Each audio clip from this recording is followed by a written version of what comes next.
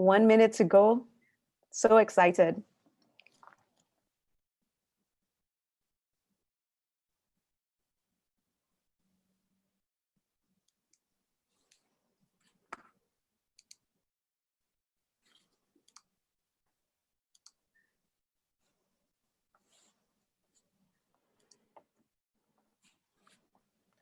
All right.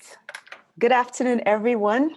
Welcome again to the Nigerian University of Technology and Management Leadership Series. So this is the first of a series of webinars that we're going to be running to connect you with global faculty and industry leaders who will be sharing their personal journeys and unique perspectives on leadership, right? At last count, we had about 350 people registered for this webinar. So many of you will be streaming on Zoom and also streaming on Facebook and YouTube. So it's a pleasure to meet you all. We look forward to engaging with you. So through this series, what we're trying to do is just give you a glimpse into the sort of conversations that we'll be having in the NuTM classroom, where we will be developing leaders in Africa for Africa. For the benefit of those of you who don't know, NuTM is a pioneering higher education initiative. We're focused on nurturing leaders in Nigeria and in Africa. We're focusing on science, on technology, on engineering, mathematics, and management. And work is ongoing to build out the full university, but we're starting with the NuTM Scholars Program. So this Scholars Program is a 1-year interdisciplinary program focused on technology, on entrepreneurship and design, right? So through this flagship initiative, we'll be nurturing leaders in technology and business, solving for the growing need in Africa for transformative leadership education. We're currently looking for 60 exceptional leaders, young individuals from Nigeria and other parts of Africa to join our pilot program. Our third application deadline is today. So please send in your application if you haven't, right? But because of the overwhelming response we've received to application requests, we'll be extending the deadline. So we're introducing a 4th and final application deadline, which is July 15th. But we definitely encourage you all to apply as early as possible. So please, if you haven't sent in your application, try and do so today or as soon as possible, all right? So for today's session, we'll be in conversation with Dr. Pramath Raj Sinha. So Pramath is a global advisory board member at NuTM, and we'll be discussing the topic education and leadership. So Pramath, it will be a pleasure to see your video. Hi, Pramath. Hi. It's a pleasure to connect with you today. We know you're in India and you're dialing in from India. What part of India are you in right now? I'm in New Delhi. I'm in New Delhi, the capital city. Yes.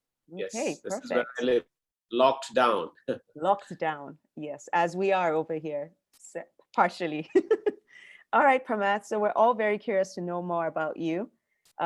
Maybe you can start by telling us a bit about your early days growing up. We can start with your education. Sure, Oara, thank you for having me. I'm very excited. I've been associated now with NuTM, and I'm sure we'll talk about that later, but it's a very exciting project, and I'm so excited to be the first of your speakers in this series. Yeah. I grew up in a small town called Patna in the east of the country, and spent my schooling years there. My mother still lives there, and from there I went to do my engineering at the Indian Institute of Technology, IIT. These are a bunch of very elite engineering colleges in India. They're specialized engineering colleges. And I studied metallurgical engineering. Don't ask me why. I never really did metallurgy after my specialization in that area. But from then on, I went on to do a PhD in engineering. I went to the United States and did a PhD at the University of Pennsylvania. I got a master's and PhD there, but I was fortunate enough to shift disciplines and ended up doing a PhD in robotics. Oh, wow. And that was about 30 years ago. So it was still a very much an emerging field. Yeah. But I'm very excited. I then briefly worked at the University of Toronto as an academic.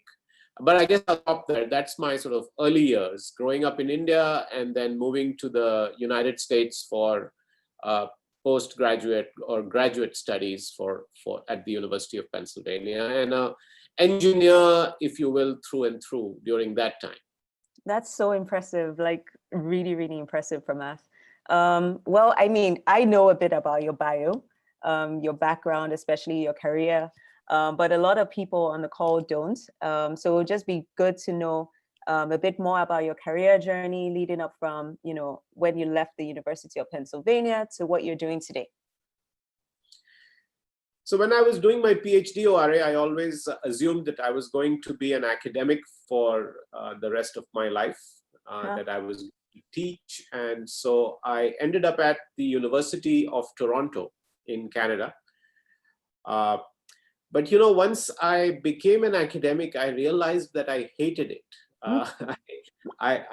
It was fun to study to be an academic, but sometimes you study to be in a profession, and then when you get into that profession, you realize, uh-oh, this is not for me.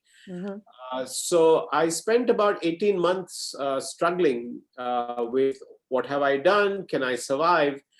And then an interesting opportunity came my way because I was a bit desperate. And so I got the opportunity to work at McKinsey & Company, the international management consulting firm, which at that time was looking for what they called were non-MBAs. So it was I'd never been branded in a negative way, like, you know, not woman. So I was recruited as part of a new program at McKinsey to recruit people without a business degree. And I ended up spending the next 13 years there as a management consultant. But I came back with them to India because McKinsey was expanding, and they were opening offices in India as the economy opened up. So I came back to India 23 years ago. Oh, wow. And was very involved with the consulting work for McKinsey. Somewhere along the way, I got the opportunity to work in Malaysia for the Malaysian government. And at that time, Malaysia was trying to revamp its economy and was looking to replicate the success of the software boom that had taken place in India. And in that course of that work, we realized that part of the reason software had not taken on in Malaysia was that there weren't enough programs to train people on software. And again, I'm talking 25 years ago. Yeah. So I got involved, I got drafted because I had this so-called PhD from long ago, which I had forgotten about. Saying, hey, this guy has some academic background. Hey, why don't you set up a university?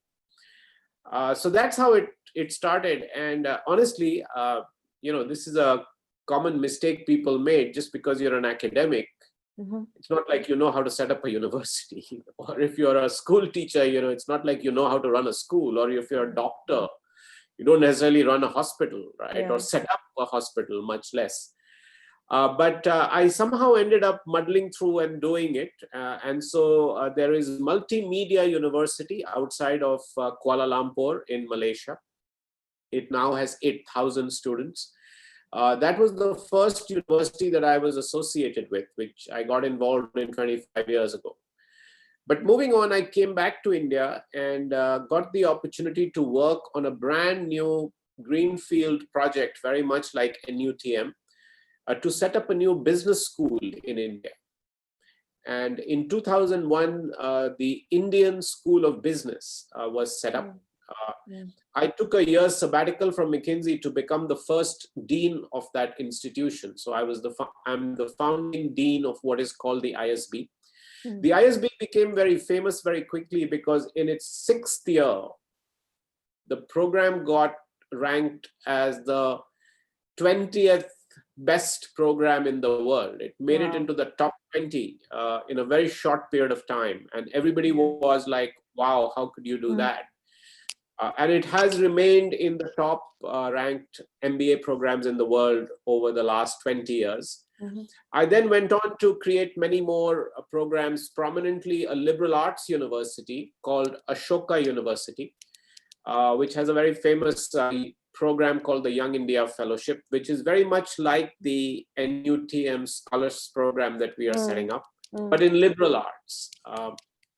And since then, I've been involved in many other projects. I'm not going to list them all, but at least half a dozen other programs. A program just for women, which I'm very excited about. It's a program for women which focuses on a MBA in India.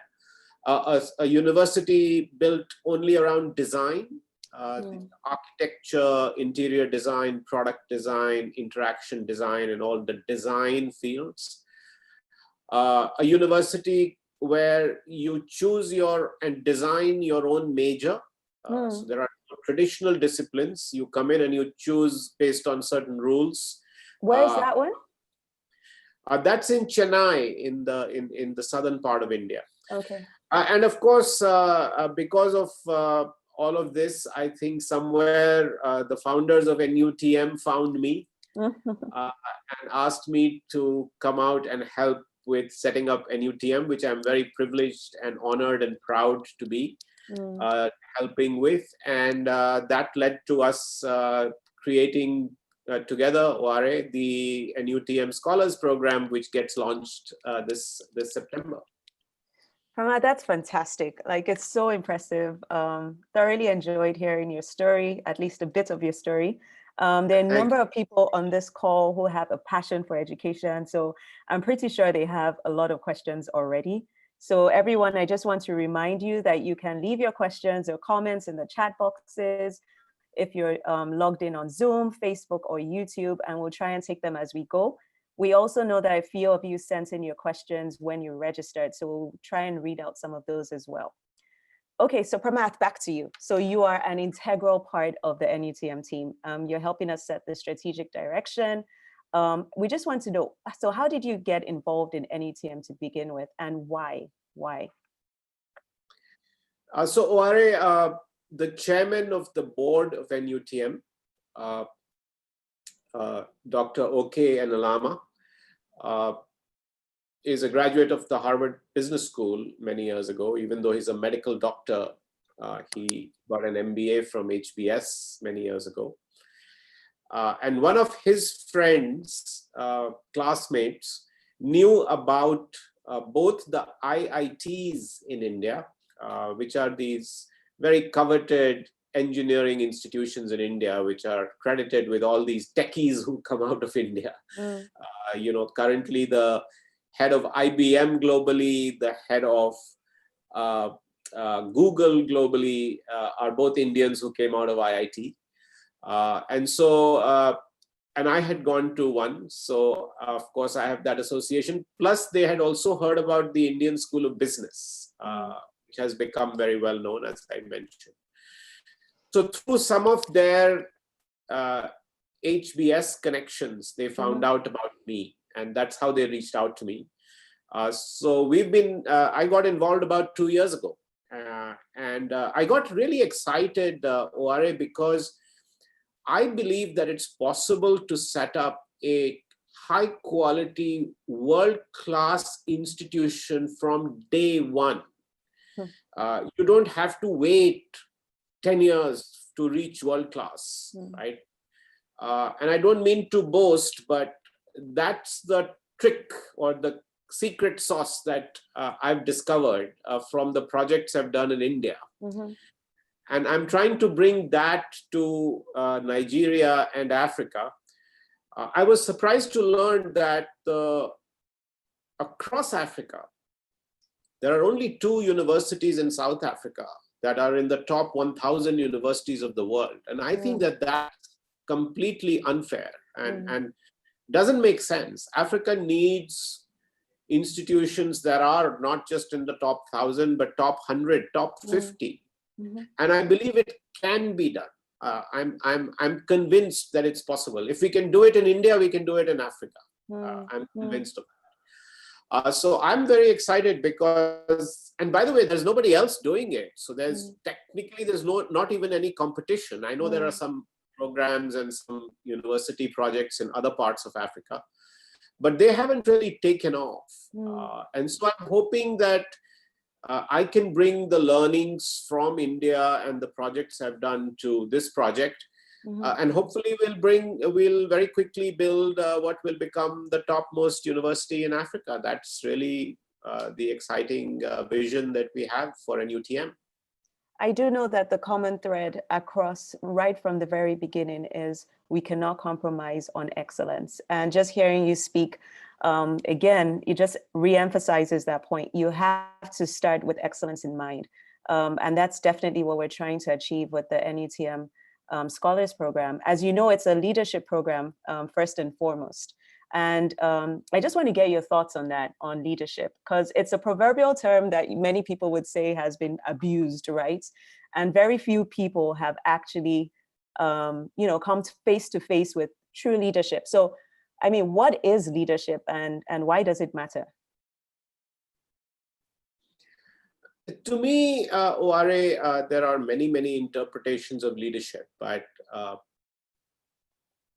I feel, and if you actually do a search on leadership on the net, you'll probably get almost close to as many hits if you typed sex, right? I mean, it's or searched for porn. I mean, there's leadership flowing out of websites, books, and talks, and so on. So there was a time about 20 years ago when I was asking myself the same question, right? What is leadership and how? So I went and read a lot of books, and I got thoroughly confused. Because everybody talks about leadership attributes, right? That you should be very good in communication. You should be visionary. You should have charisma. You should be empathetic. You should be able to motivate others. People have to look up to you. I finally realized that it was very confusing. You can't figure out leadership by reading books, because ultimately, if you're interested in it academically, you can maybe come up with something. But if you are interested for yourself, then you need something practical, right? It can't be this 100 things, because none of us can be 100 things, right? So I have come to the conclusion, Oare, that it's only about one thing. And that one thing is getting stuff done.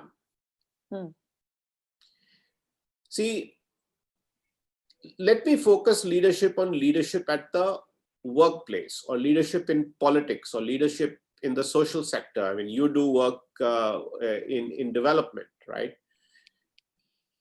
You take up a task, you go after an opportunity, you solve a problem, and you get it done.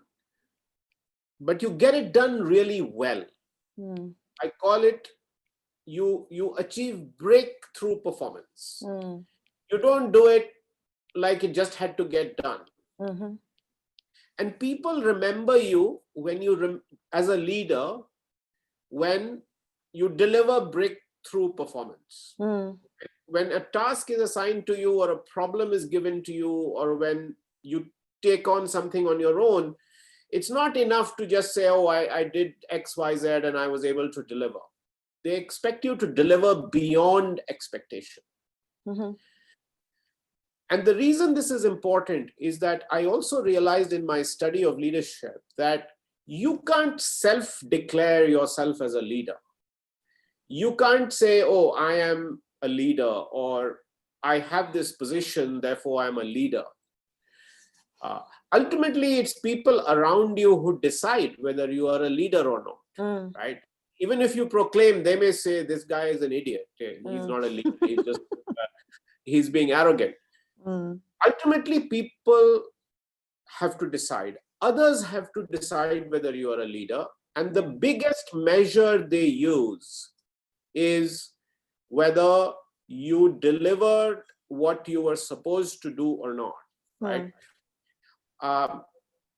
Now, I can't give you too many examples from Nigeria because I'm not so familiar, but I take an example of Gandhi, who was Okay. India's most famous, most recognizable leader. We know him. Yes.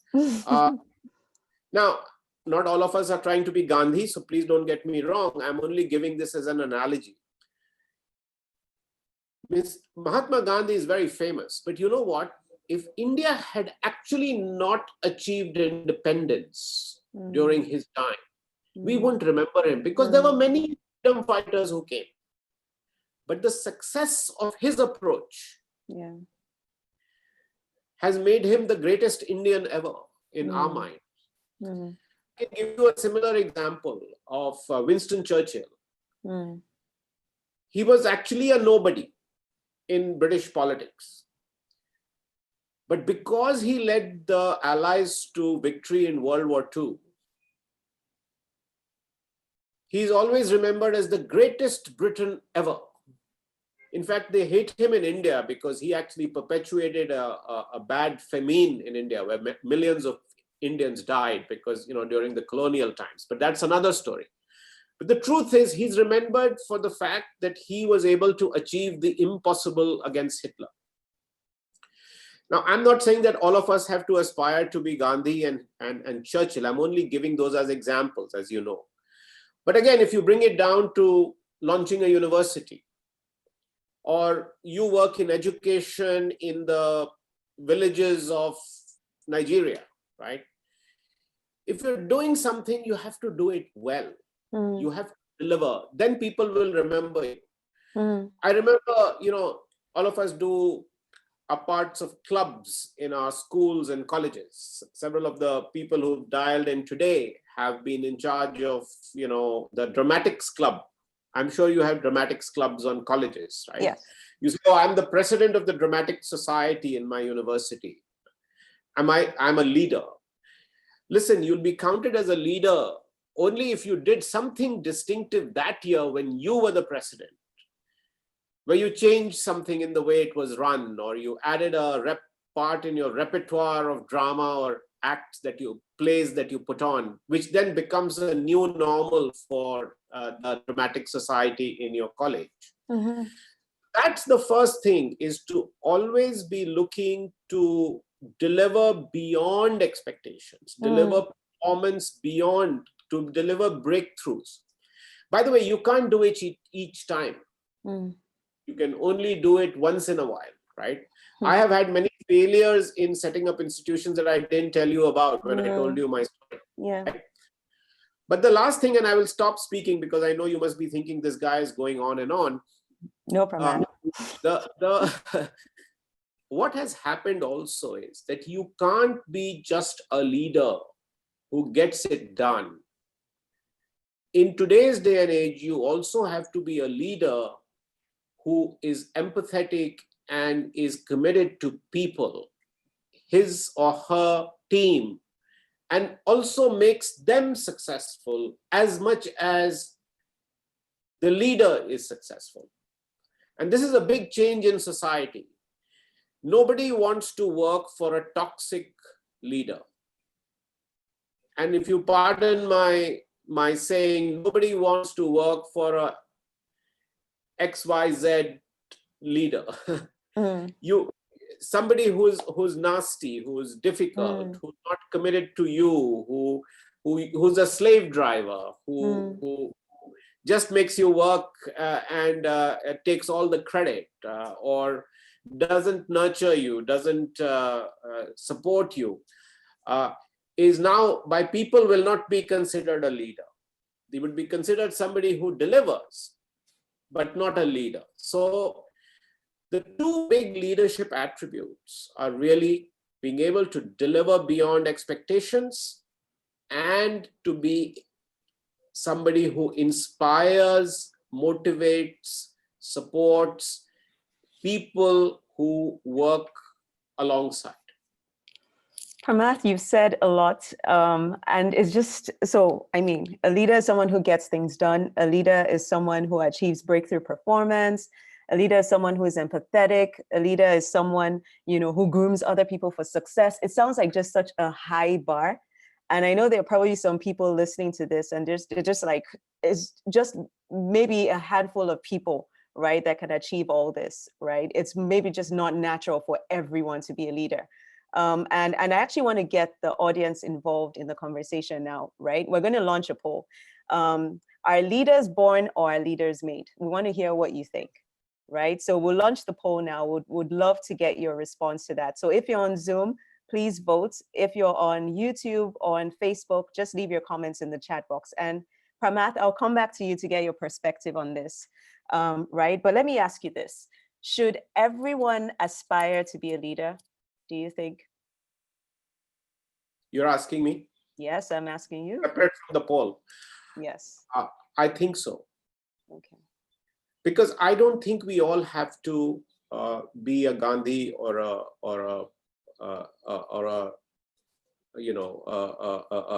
leader of a nation. Listen, our mothers are leaders. The fact that they brought us up and the fact that they delivered beyond expectations, right? Our parents are leaders because they delivered people like you and me. I mean, it's a tough thing to bring up a child in today's day and age. And they are empathetic and they are supportive, right? So I'm making leadership as a definition much broader. But equally, I'm not lowering the bar. I think the bar is still high. I think everybody can aspire to be a leader. Everybody has leadership potential in them. Everybody has leadership qualities in them.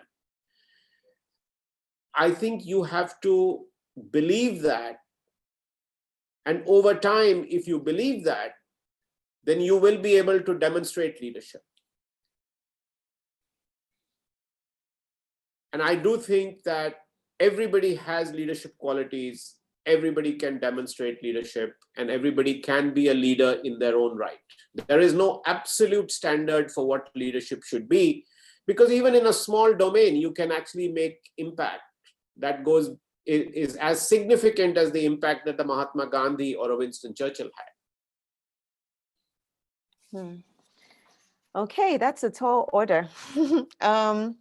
Okay, so India and Nigeria, right, were quite similar in many respects. From your perspective, what kind of leader does Nigeria or Africa need today? Well, I think we are moving more and more towards where we are trying to make a contribution through NuTM in answering that question.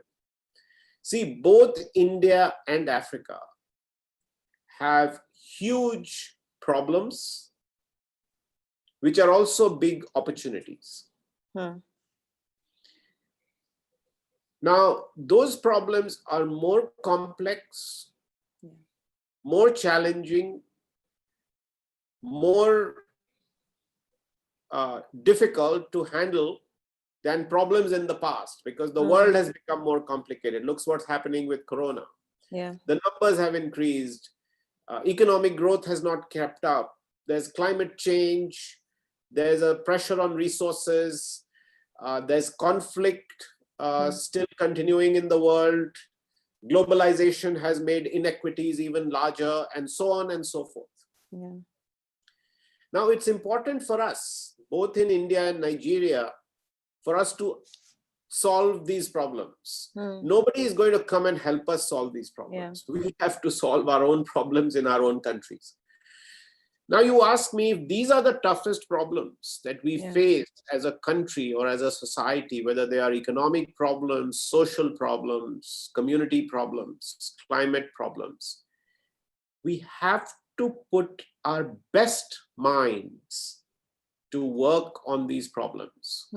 If our best minds and our best people did not work on the toughest problems, these problems will not get solved. Yeah. And that is really the challenge as well as the opportunity for young people today. Listen, I grew up very much like many people on this call in a small town in a remote part of India, relatively remote part of India, with not many high aspirations of setting up universities. I mean, there was not even a profession like that. Yeah. Right? But how do you come to a situation like this? You come to a situation like this because you look at the quality of education in your country, and you look at how you were so privileged, Yeah. so privileged in the 0.0001% of society that got the education that you got. What about all the millions who deserve equally a good education? Can you do something about that or not? And if you didn't do it, who will? Not the people who didn't get an education, right? So I think as Nigerians or Indians, if we are at a point where we are even considering going to university, Yeah. or joining a program like the NSP program at NuTM, then we have to almost have an obligation to give back. We have no option.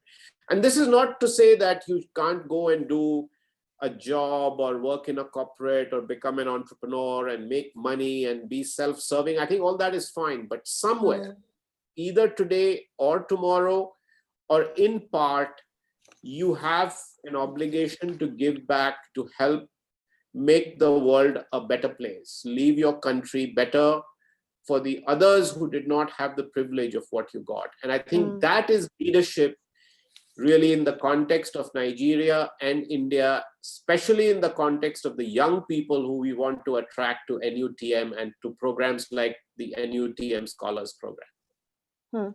So, I mean, it's interesting, Pramat. So the poll results are in. 88 people have voted so far, and 95% of them say leaders are made, and 5% say leaders are born. So we have a long way to go. Yes. Okay, so this leads to my next question, Pramat.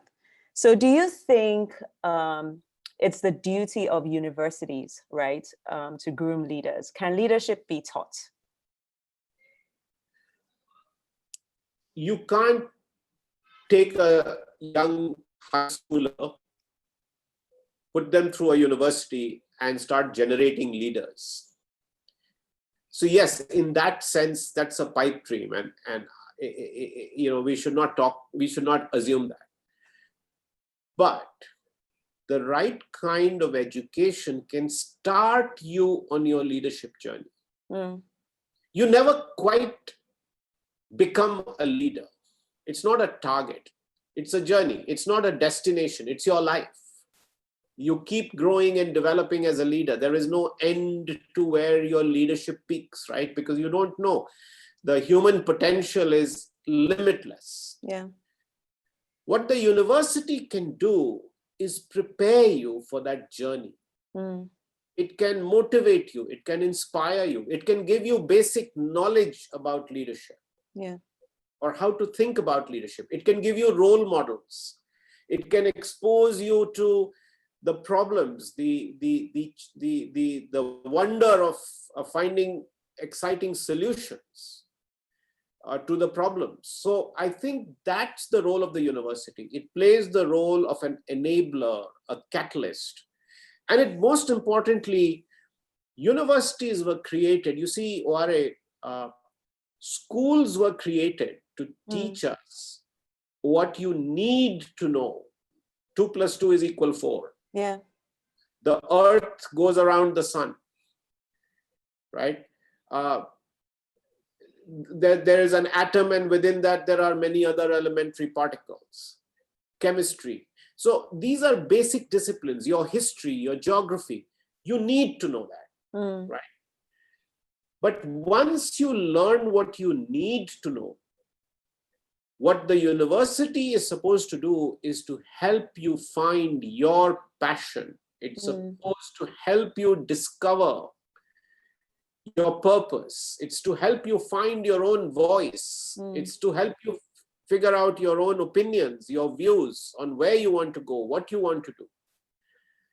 And it's not like you can completely figure it out in the university, but the university is supposed to start teaching you, treating you as an adult. Why do universities start at 18, right? Because now you're an adult and now you're supposed to have your own mind. You have to engage with disciplines that you want to engage in. So I think the university serves the purpose of you really coming to terms with your leadership, your potential. Where do you want to go? How far do you want to go? What are your aspirations? What are your dreams?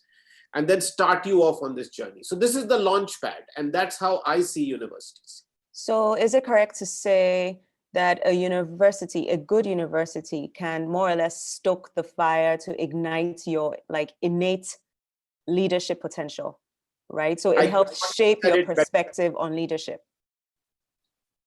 Absolutely. Yeah. I couldn't have said it better. You said it. Okay, great, Pramath. So, And I the mean, role, yeah. the role of the university, the way universities do it is by an excellent faculty and an excellent peer group of students. People overestimate the role of curriculum and specialization and majors and what you teach. It's how you Yeah. teach, it's who teaches, and it's who you learn with. Okay. All right, Pramath. So I feel like you've sort of addressed this question, but Yemi Afolabi wants to know, is it possible to be a good leader without being educated? Of course. You look at my 2 criteria, Wari. You have to deliver beyond expectations, and you have to be good with people. You don't need an education to do that. And we know a lot of people like that. We know a lot of people who work at the grassroots. We know a lot of people, our own parents sometimes are not educated and are tremendous leaders. And like I mentioned, in our families, in our communities, we meet people like that. You don't need a formal education. But that, of course, does not imply that a formal education is not a good idea or that formal education cannot. It's also possible to do it that way. And of course, the technical knowledge and the formal education helps you tackle problems and take on problems in a different way. And we have seen evidence of that. So leadership can be at all levels. Pramath, I mean, just given your passion for this like subject, right? I'm pretty sure you've taken time to reflect on your own leadership journey and try to kind of gauge, am I a good leader or am I not? I know part of it, like you said earlier, comes from feedback, right? It's really not something you yourself can say, it's how others assess you. But what is your litmus test? Like, how can young people on this call who are aspiring to be leaders measure themselves to say, you know, are they good leaders? Are they on the right track or are they not? Well, in a way, I echo what I said earlier. That the litmus test is asking people what they think and be open to blunt feedback. You know, when I was building the Indian School of Business, I was also running to be a partner at McKinsey. And I was working damn hard. I was doing my client work, which I was supposed to do, which was like my day job. And helping build this business school was a little bit of a side job I was doing. It was almost, I was volunteering. And suddenly I came up to be partner and I was not made partner.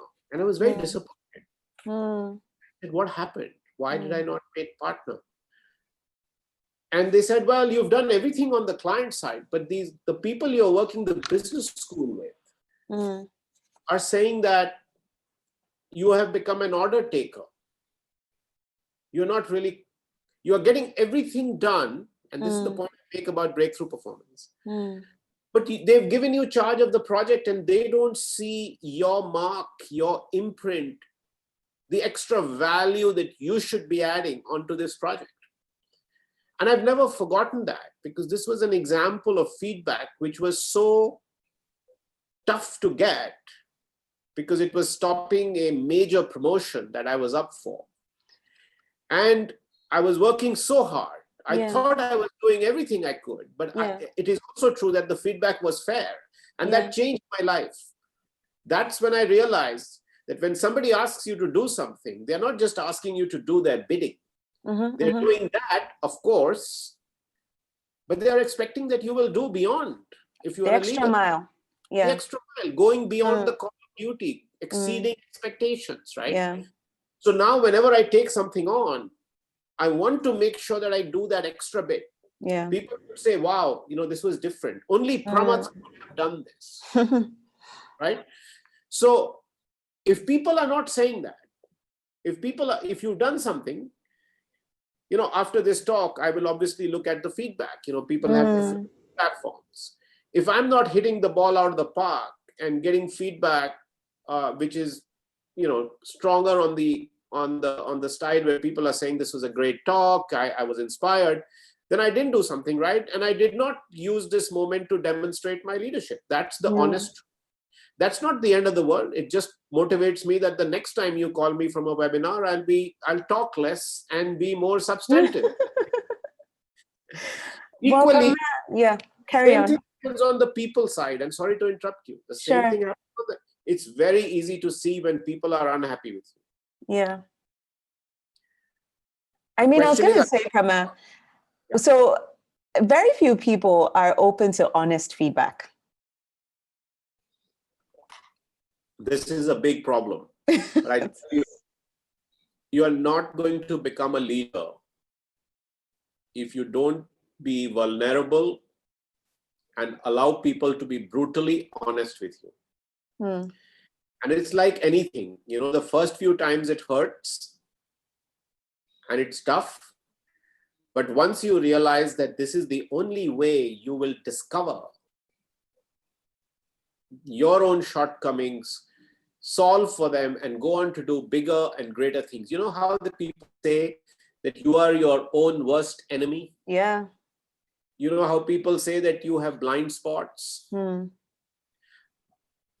Unless you allow feedback to come from other people, you are not God, right? You don't know what you are doing wrong.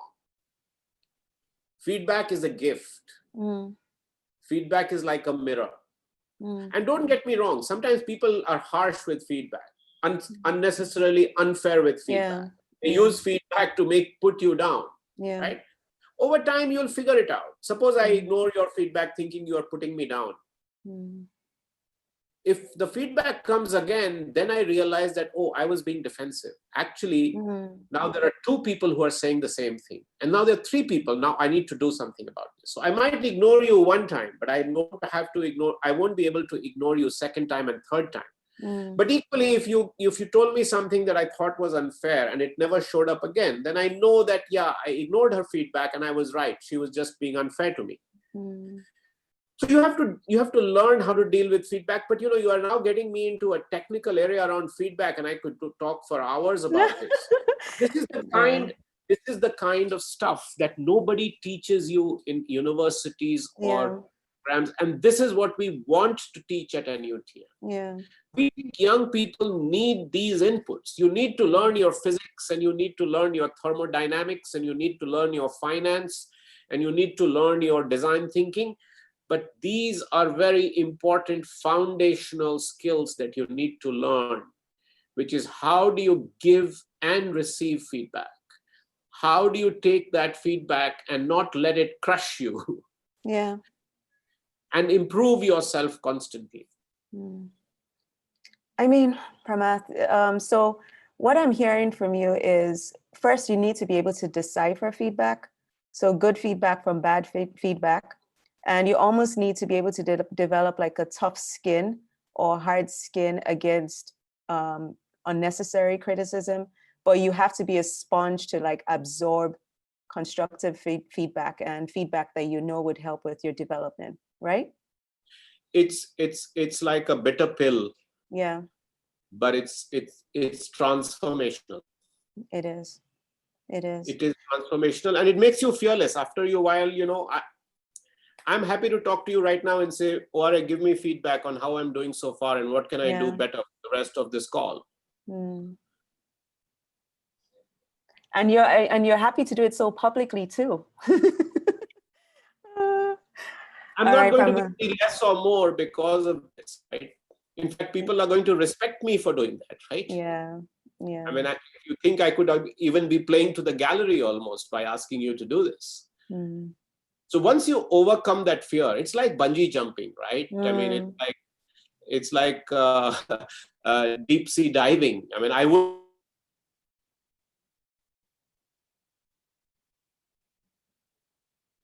Hello?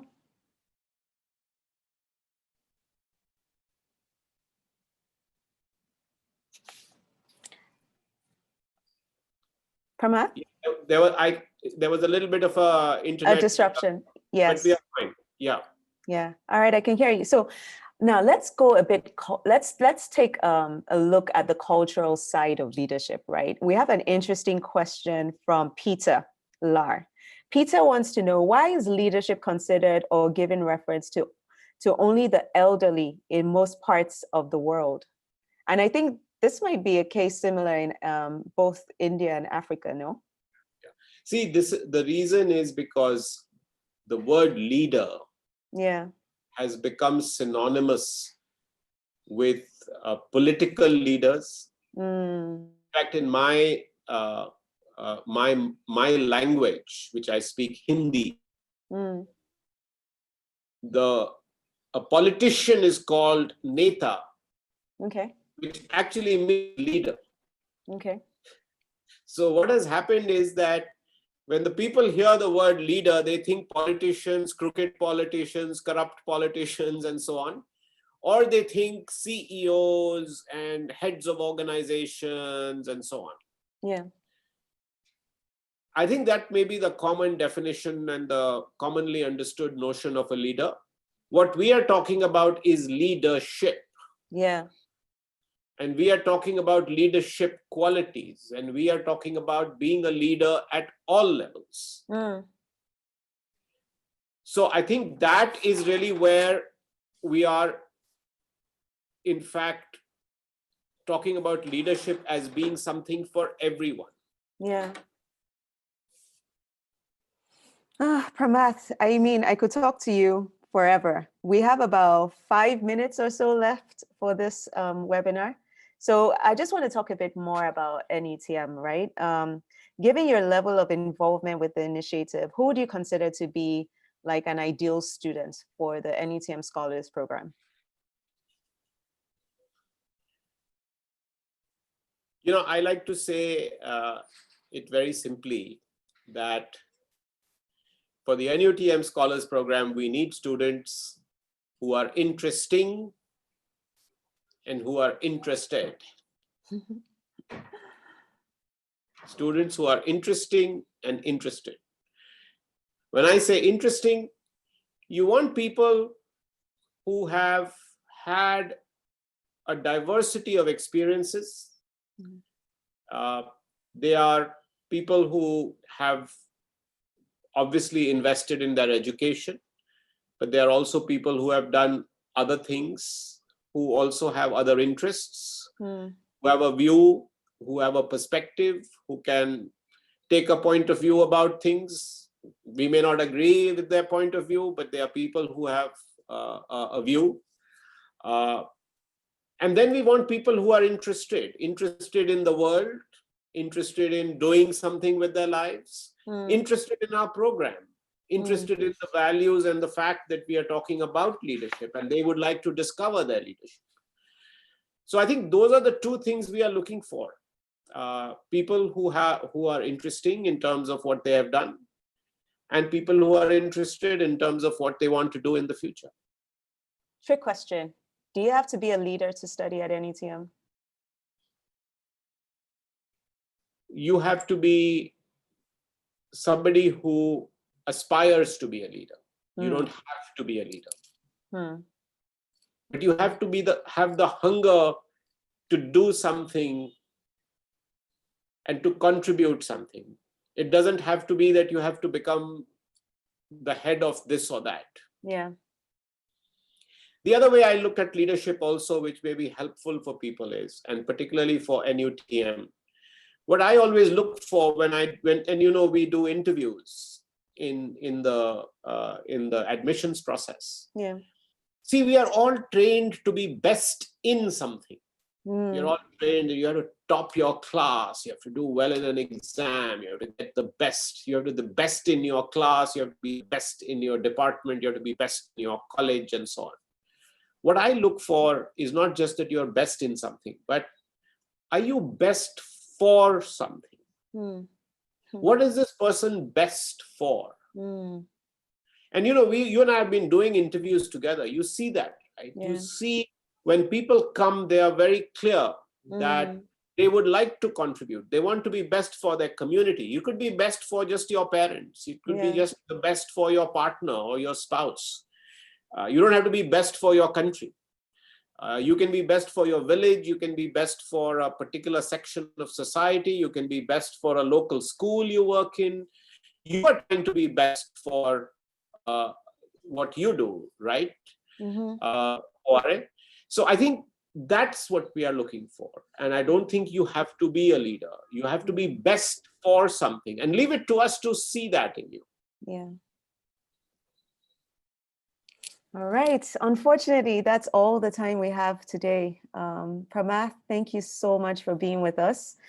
It has been a great session. I had so much fun. I hope everyone else so that's my feedback for you, Pramath. I hope everyone else who logged into this session had fun as well. So there'll be a feedback survey. For you. I have a feedback for you. What's that? One feedback for you is that you'll make a great talk show host. Thank you. And the second feedback for you is you shouldn't allow your guests to talk so much. Well, if our guests are making a lot of sense, we have no choice. That I'll take as a backhanded compliment. But thank you. I really enjoyed this. I wish you well for future seminars. Please give in your feedback after this, since we've talked about feedback. And please come back in big numbers to hear our future speakers. Thank you very much, Johari. Thank you, everyone. Thank you, Pramath. Thank you so much. All right, guys. So that's it. We've recorded this session, and we will put the video on our website at www.nutmng.org. It would also be on our YouTube page as well, so you can go back and watch it again. Again, as I mentioned, we'd love to get your feedback. So please fill out the feedback survey that will be sent to you in a few minutes. Just a quick reminder that our third application deadline is today. We've also created a fourth and final deadline, which is July 15th, but we encourage you to please apply as early as possible. We have other seminars, other webinars planned in the coming weeks, so please stay plugged in. You can follow us across our social media handles, on Instagram at NuTMNG, on LinkedIn and Facebook at the Nigerian University of Technology and Management. You can also visit our website, as I said before, at nutm.ng. nutmng.org, and you can reach us via email at nutmpmo@nutm.org. So thank you once again, everyone, for spending time with us today. We hope you had a great time. We hope you enjoy the rest of your day. Bye.